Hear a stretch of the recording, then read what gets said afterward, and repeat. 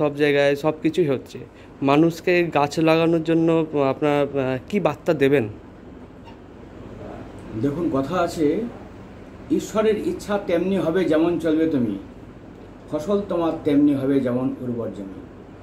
বিধির বিধান মানবে যেমন যতটা বা যতটুকু, কেটে ছেটে সব মিলিয়ে পাবিও ফল ততটুকু। প্রকৃতির বিধানে যা নষ্ট হয় তা প্রকৃতি আবার গড়ে দেয়, কিন্তু মানুষ যা নষ্ট করে তা কিন্তু প্রকৃতি ফুটপাট করে গড়ে দেয় না। এখনও হিরোশিমা নাগাসাকিতে কিন্তু বিকলাঙ্গ সন্তান জন্মায়, কেননা এই বোম্বিংটা মানুষ করেছিল। কিন্তু আবার সুনামিতে বহু কিছু ধ্বংস হয়েছিল, ল্যান্ড চলে গেছিল, সে ল্যান্ড কিন্তু আবার ফেরত দিয়েছে।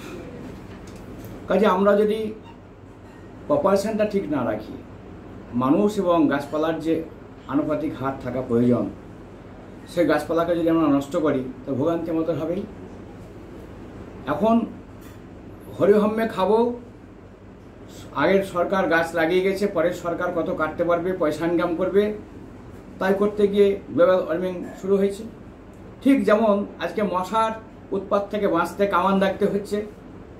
এই ব্যাঙগুলোকে এক টাইম সরকার বিদেশের হাতে বিক্রি করে দিল, আজকে মাঠে ব্যাঙ পাওয়া যায় না। আগে মাঠে প্রচুর মাছ পাওয়া যেত, চ্যাং ছিমড়ি আমরা যা গোদা ভাষায় বলি, প্রচুর মাছ পাওয়া যেত, আজকে মাছ পাওয়া যাবে না।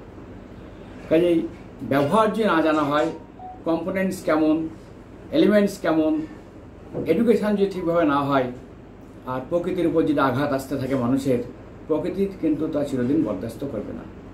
যার জন্যেই ফলাফল যা হওয়ার তাই হচ্ছে। মানুষের সচেতন হওয়া উচিত। Each and every people should be conscious regarding the ecosystem of the environment, এটাই মনে হয়।